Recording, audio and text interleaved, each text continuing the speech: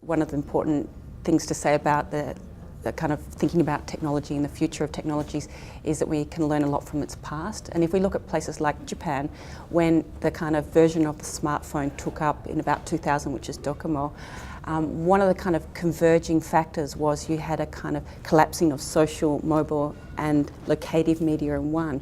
And this is actually a phenomenon which we're only just starting to see here in places like Melbourne, with people like people getting an iPhone and going, wow, I'm going to use Facebook Places on here and things like that. In Japan, they've already been doing that for a decade.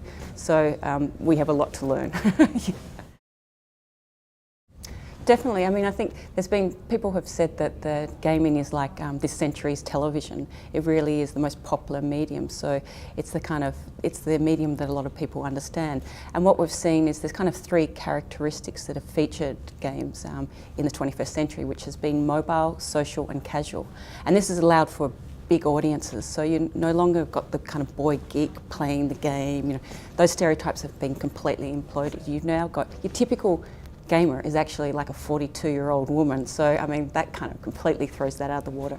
But I think what's really interesting about gaming and in terms of storytelling is the way that it really is a social medium. So it really kind of reflects what is already existing. It reflects social intimacies and cultural practices. So in that way, games can be a really powerful tool. Oh yes, most definitely. I mean, one of the things about mobile media that I find so interesting is the way it amplifies a sense of place. So it doesn't make revolutions or political revolutions happen, but it definitely helps to kind of facilitate types of empowerment or dissemination. So, and I think the Asia-Pacific region has been one of the key players in mobile media in terms of both production and consumption. And places like Japan and South Korea have really led the way.